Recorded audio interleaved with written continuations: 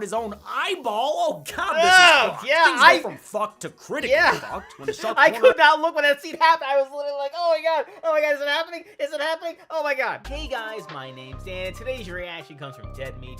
This is Talk to Me 2022 Kill Count, and this is another one of those movies that I didn't even hear about until James said he was going to be doing a kill count for, and I'm also not really too big into possession horror. There are a few that I really enjoy, but as a whole, not really too many new ideas that really are thrown out at me. But with this one, I was very, very pleasantly surprised, which makes me want to learn more about this movie by watching this kill count. And then at the very end, I'll give you my overall opinion on it. But before we get into it though, please do check all those links I have for you down in the description below. More specifically, Dead Meat's link if you haven't already. It's a great way to support the Dead Meat team, and a great and easy way to support me is by going right below this video, clicking all those buttons down there. It's going to let you see future reactions that I do, but it also helps my channel to grow. Without any further ado, let's go. Hey everybody, we're excited for you to see the Talk to Me kill count, but this movie deals with some sensitive topics that we have to handle delicately due to YouTube policies. Because of that, some plot points are going to be left vague, but if you want more context, you can watch the explicit version available on our Patreon for just $1 a month, or, you know, as always, go watch the movie. It's a really good movie, and we always recommend you watch the actual movie instead of just the kill count. These videos aren't substitutes for watching the movies. We always say that. All right, without further ado, please enjoy this kill count. All right. Nice little warning there. Welcome to the Kill Count, where we tally up the victims in all our favorite horror movies. I'm James A. Janice, and today we're looking at Talk to Me, an Australian film released in 2023. Talk to Me feels like so-called elevated horror by way of Gen Z youth culture. Though it deals with topics like loss and grief, it balances those heavy themes with a slick style and fun scenes. The movie follows a bunch of kids who play around with a cursed hand that lets them contact spirits. But this ain't just a 5-fingered Ouija board. By saying a couple of sentences, the hand holder invites the spirits inside their body for a brief little 90-second hit of possession. Talk to Me is the feature film debut of directors Danny and Michael Filippo. The twin brothers are known for their stunt videos and comedy sketches on their YouTube channel Racka, which has racked up nearly 7 million subscribers since they started uploading in 2013. Every single video was like strengthening us as filmmakers, like learning different aspects of the industry and like trying to tackle a different practical effect or VFX. That's fun.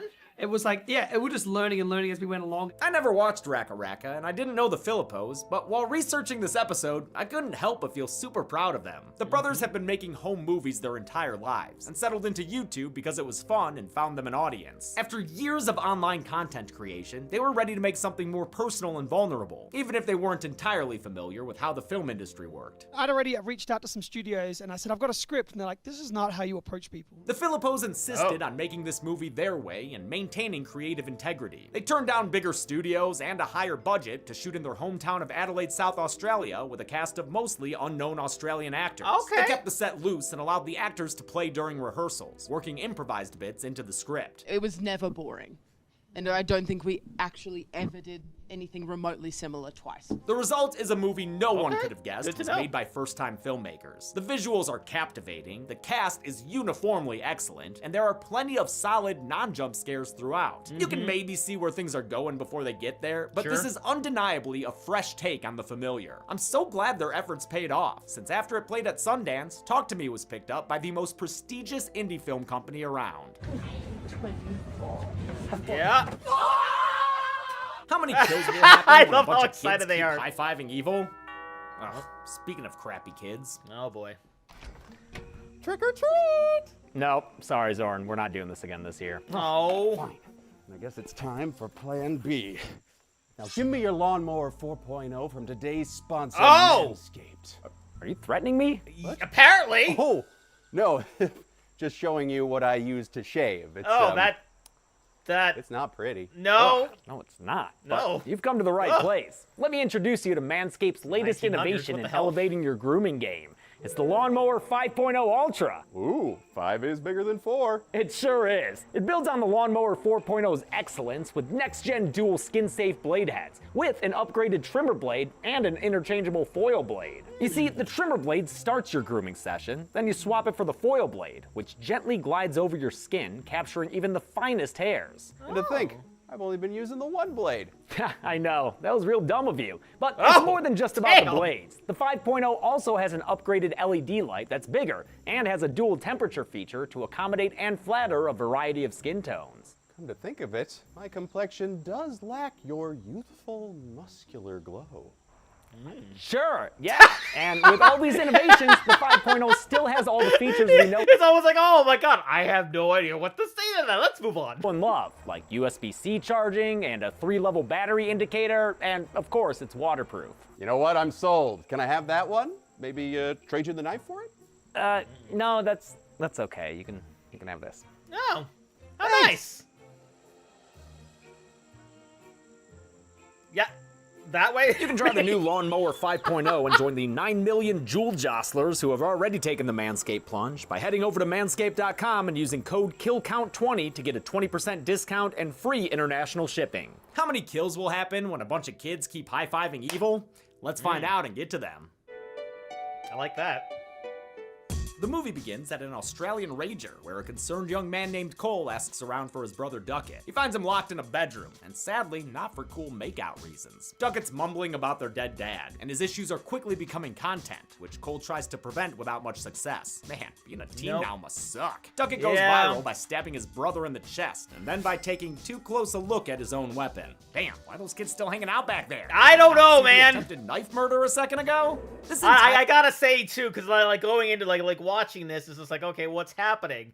And it's like, oh, there's a bad relationship between the two. And then as they're walking, you can kind of sort of sense like something's going to happen because, you know, it's a big party, so they're going to see something crazy. And lo and behold, we did, and we're at the top. Like, oh my god, I literally did this face while watching this scene. The entire opening scene is done in a single unbroken 2-minute long take. It was the more last thing they impressive. shot during production, with a bunch of Raka Raka fans as background actors. A wonder like this requires a lot of coordination, and they're lucky they pulled it off. They only had 10 prop doors to break through, and it took them all 10 takes to get the shot. It's been 2 years to the day since Mia's mom Rhea died. Mia still has her contacts saved in her phone, but seems like she wants to delete her dad's. You getting a cold? Yeah, I think so. Yep, not a good relationship here. Dude can't even get close enough to her to be in focus. The relationship is colder than that kitchen's lighting. The lighting's much warmer, and the home much more lived in, over at the house of Mia's best friend Jade. She's closer to them, especially Jade's little brother Riley, a bit of a dorky kid who gets bullied by a shitty best friend. He looks elvish. What's elvish? You know, like the fantasy elves. Shut up. Jade forgot to pick up her brother, so Mia has to do it, and the two scream-sing Sia's chandelier in the car. This Mia-Sia collab is in here, since the singer is a fellow Adelaidean, and she let the Philippos use the song in their movie for a reduced fee. Carpool Karaoke is cut short by a wounded kangaroo in the road. Oh, I which hated makes this. the second Australian horror movie I've seen where this is an issue. This is great, by the way. Riley says they should put the Roo out of its misery, but Mia can't bring herself to do it. And we'll just stash this scene away in a little box marked foreshadowing. They get to Jade's house where they greet her with makeshift soccer boppers.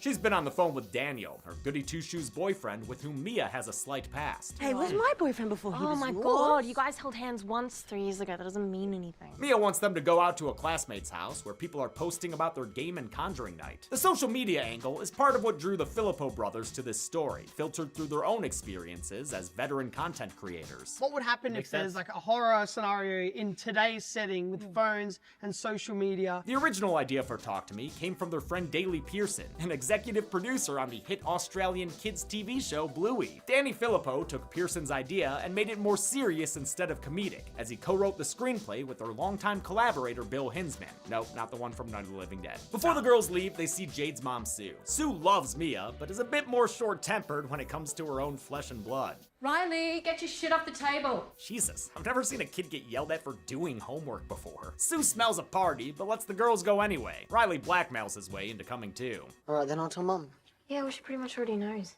What about you not picking me up? The three head to this combination house and record store for some exercising with Haley, a prickly peer who's not a fan of Mia's. She irritates the fuck out of me. Jade's Christian boy toy Daniel is also here. He hugs Jade, and Mia welcomes him with arms a bit too wide open. They're friends, Riley.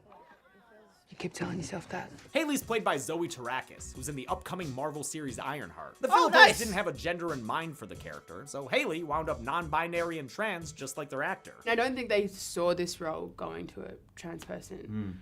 but they were obviously open to it. Haley is hosting this party with Joss, and they're ready to get handy-dandy. Mia gets upset when she sees Jade and Daniel holding hands, so she volunteers for first handshake of the night. Haley and Joss say the ceramic hand is a real severed hand of a mediums or a Satanist. No one really knows. Standard operating possession for a porcelain predator hand clasp requires a chair for you to sit in and a belt to hold you in place. You start by lighting a candle, which opens a spiritual door, and you end by blowing it out to safely eject the hard drive. Finally, you can't be possessed by a spirit for more than 90 seconds, or else the spirit will want to stay in you forever. Although the hand is now so famous, A24 sells an incense holder version, it wasn't always part of the script, which originally featured a boring old Ouija board. It was like so last second, like we got the hand on set the day we were shooting it. The much more iconic ceramic hand was molded by production designer Bethany Ryan, who modeled it after her own hand. 6 hands were made for production, but 3 of them got broken, and they're not entirely sure where one of them is. Everything written on the hand is purposeful and means something, but the Philippos won't give answers freely. They want people to decode it for themselves. To make contact with the spirit, Mia holds the hand and says the name of the movie.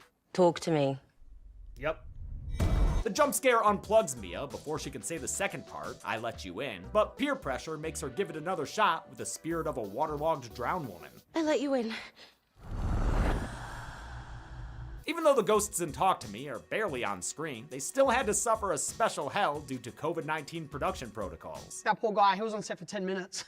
And like he had to quarantine for a week to be in that. He sat cellar. down. Oh, like, God. Got it. And he's like, oh, okay. And then like he Yeah, like traveled all the for way there just for 10 like, minutes? half a second on screen. Mia reopens her eyes, the blackest eyes, the devil's eyes, and shows off her new power of gendering neon signs. There he is. She's apparently seen spirits all over the place, including one that she says is really into Riley. He's super thrilled about that. Seriously, totally. Yeah, he loves it. No, As the 90 yeah, second limit totally. approaches, they try to take the hand back, but Mia won't let it go. Looks like that overtime clock is gonna Run. Well after the buzzer, they managed to make Mia unshake hands. Even though the drowned woman's soul was steeped a little too long inside of her, Mia says it felt amazing, and the crowd goes wild. Everyone loves it. Well, you know, almost everyone. This possession scene features a powerhouse performance from Sophie Wilde, who'd only been in 2 miniseries before this film. The directors encouraged her to improvise while possessed, and she ended up setting the tone for everyone in the cast. I do feel like we all kind of followed Soph's lead in that she way. did great. Like I was shit scared when I read the script and I was like, oh man, this is gonna be so embarrassing. Riley can't sleep that night after hearing that a spirit has a crush on him. His real sibling rejects his slumber party proposal, so he crashes with his honorary big sis. Mia tries to comfort him with tales of her own nightmares. I'm looking in the mirror. My reflection is gone. Great, now he's gonna be afraid of vampires Yeah, too. come Mia on! also opens up about her mom's passing, but the bedtime story is more Haunting of Hill House and less Goodnight Moon. Well, with those sweet lullabies, Riley falls asleep to the British YouTube channel Sidemen as they play some kind of Who Wants to Be a Millionaire game. The guys on Sidemen are personal friends of the Philippos, who have appeared in videos on their channel. I wonder if KSI played the slimy ghost hand tucking Riley in. At school, Jade approaches interesting. Haley in the If you parking guys lot. are interested in all my Patreon I've reacted to a few of Sidemen's videos. And asks if they can go to the Ahanda show again. Haley agrees, so later, Daniel arrives at Jade's for the spiritual air body and being. Sue senses something is up and tries to suss out a party in a valiant effort. What time's the party again? More party. The party. Joe told me. It's okay. What time? But the kids don't break rank before Sue has to leave to work the night shift. Sue is played by no living man, but Miranda Otto, who was Éowyn in The Lord of the Rings. She's also got creepy cred thanks to the chilling adventures of Sabrina and Annabelle Creation. The Philippos were intimidated to approach an actress of her stature, but she ended up becoming everyone's aunt on set, even asking permission to swear before improvised takes. You. My daughter's vagina. Prohibited. Oh my god, Mum! Once Sue rolls out, Haley That's and great. Joss roll into Jade's house where there's a children's drawing of Mick Taylor on the wall. Bloody Aussies. Before the fun starts, they get everyone a little extra spooked by talking about the ceramic hand's rightward partner. The other hand's just out there somewhere. Although that wasn't an official tease for a sequel, the filmmakers did write a book of lore for the hand that this film only hints at. It's called the Mythology Bible, so we've got that, yeah. It's a big prologue. Yeah. It's a trilogy. Good thing they prepared, since Talk to Me did so well at the box office, A24 has already greenlit a sequel, Talk to Me, the number 2. Goody Two Crushes Daniel wants to go first this time, and we initially watched through a phone screen as he chokes down a soul. The spirit possessing him tells Jade that Danny Boy secretly finds her disgusting. You make him soft.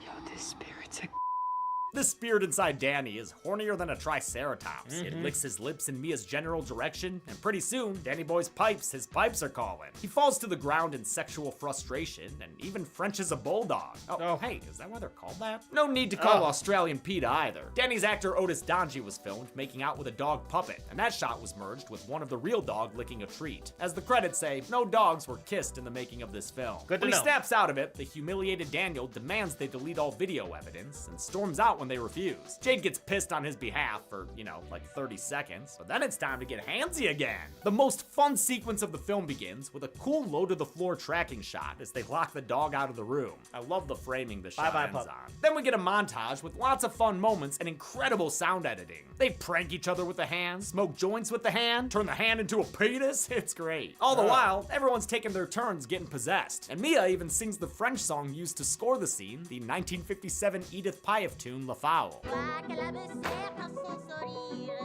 The lyrics to La Foule I didn't are realize about that. connections and joined hands, so it was the perfect needle drop for the Philippos to use. The brothers only had a few hours to cover this sequence, so they took over from the crew and filmed it themselves with 2 cameras. They pulled it off because the cast was so comfortable with the directors, as a result of rehearsals and bonding exercises like going to a haunted town in Adelaide. There's a Oh, that montage sounds fun. sequence, and we had all the actors doing lots of different spirits and things like that. We had the main ones we wanted to hit for particular reasons, but then also some other stuff that we played around with. The way everyone acts here, and the way they film themselves being stupid, feels a lot like kids experimenting with drugs, especially salvia, a super potent smokable hallucinogen whose effects only lasts a few minutes, similar to the Possession's 90-second time limit. The parking lot scene where they hit up Haley feels a lot like a drug deal. Of course, these parallels were intentional. Talk to Me is about kids that use demonic possession to get high. Once they've all had enough, Riley asks Fair for point. a turn. Jade forbids it as his older sister. Sure hope nobody says anything they're gonna regret soon. I hate you. Like you're my favorite person in the world.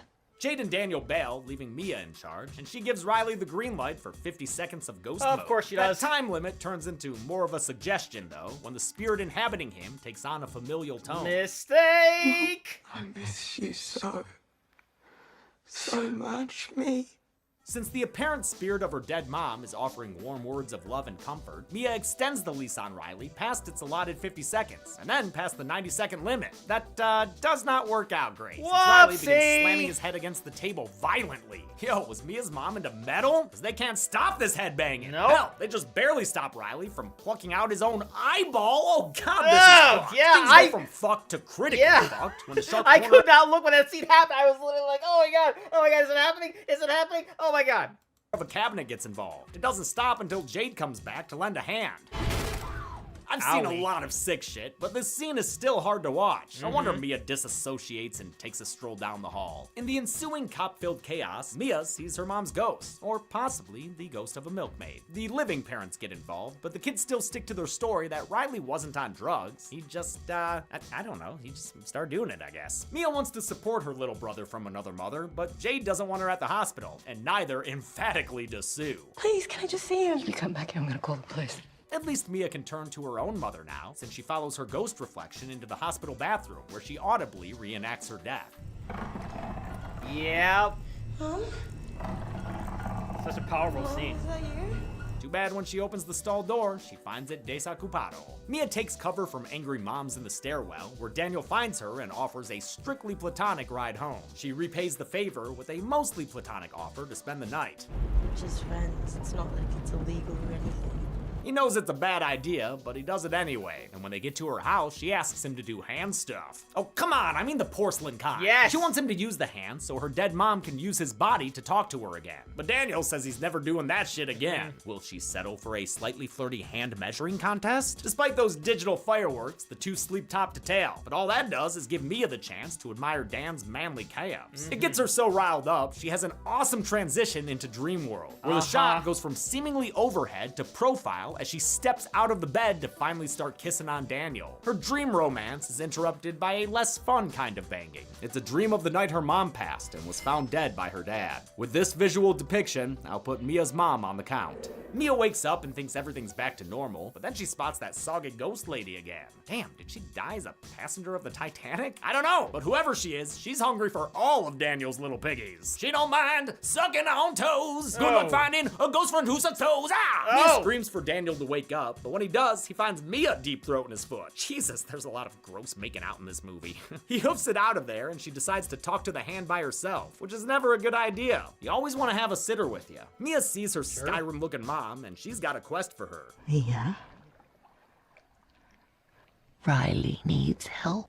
Yeah, she'll get to it. Right after snuggle time. When nobody living will love you, sometimes you gotta find comfort in ghost arms. Riley needs some help since the spirit world is still going to town on his soul. His body ain't looking so hot either. Amazing work by makeup artist Helen Tuck here, applying makeup effects to prosthetics made by veteran Australian effects company MEG, or Makeup Effects Group. The characters and ghosts in Talk to Me go through a wide range of decay and damage. So good, man. And Tuck's work is masterful every step of the way. Just when Jade thinks Riley might be pulling through, he bites her bad hand and starts knocking on heaven's floor. Then he starts lapping up blood like a demon dog. He's worse than Jesus from Kronos. Like, way worse. Look at this. Riley is played by 15-year-old Joe Bird, who had previously been in the 2017 Australian horror movie Rabbit as a 10-year-old. Bird kind of pulls double duty here. One part of his role is being a possessed soul puppet, which he does a great job at. He even did his own stunts banging his head against a rubber ledge. Prior to his possession, he also excels as an authentically awkward teenager. I know Riley's a bit of a loner, and I guess I'm a bit of a loner too. You did so a fantastic job too.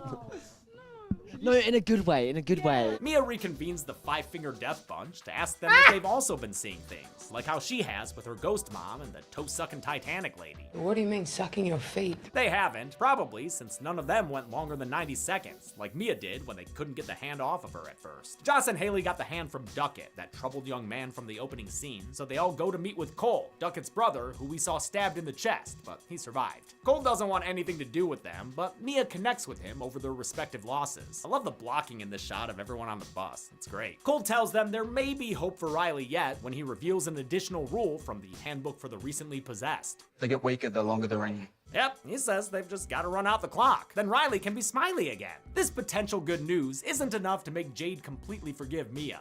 I wish that you didn't force yourself into my family meal.